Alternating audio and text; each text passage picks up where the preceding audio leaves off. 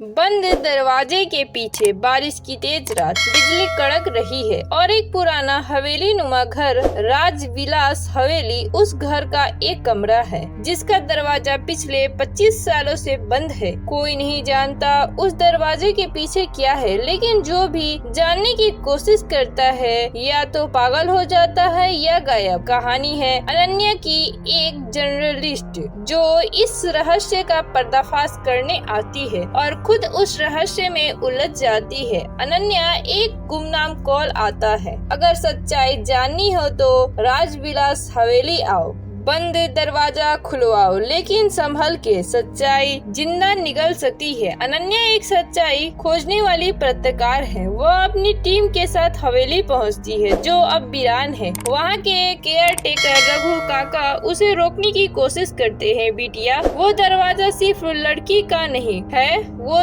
एक श्राप है। अनन्या को हवेली में अजीब आवाजें सुनाई देती है। कभी कोई बच्चा रोता है, कभी कोई दरवाजा खुद ब खुद खुलता है। वह पुरानी फाइलों और अखबारों की मदद से पता लगाती है कि 25 साल पहले इसी हवेली में एक दर्दनाक हादसा हुआ था। रजनी नाम की एक लड़की जिसे हवेली में बंद कर दिया गया था परिवार के नाम पर इज्जत को बेचने के लिए, लेकिन वह लड़की उस कमरे से कभी बाहर नहीं निकली। लोग कहते हैं वो अब भी उस कमरे में है, चीखती बिलखती और इंतजार करती। अनन्या धीरे धीरे मानसिक रूप से अस्थिर महसूस करने लगती है। उसे सपने आते हैं जिसमें वह खुद को उसी कमरे में बंद पाती है। एक रात वह दरवाजे के पास जाती है और दरवाजा खुद ही खुल जाता है। अंदर घुप अंधेरा है, सड़ी हुई खुशबुओं और दीवारों पर खरोच के निशान, लेकिन कोई इंसान नहीं दिखता। तभी एक बाएं कोने से हल्की सी आवाज आती है, तुम वापस आई हो।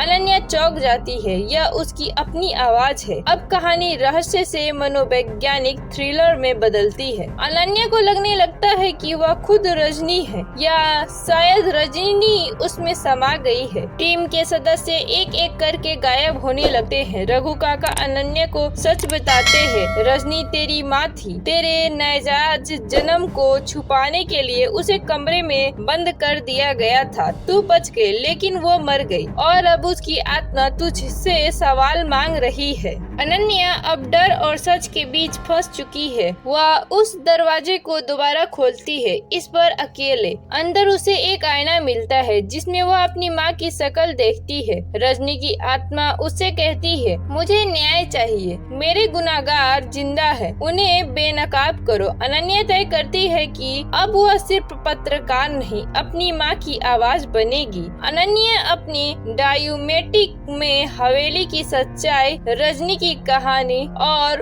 उन सारे लोगों का सच उजागर करती है जिन्होंने उस दरवाजे के पीछे एक बेटी, एक माँ, एक औरत को मार डाला था। हवेली का दरवाजा अब खुला रहता है, एक सम्राट की तरह।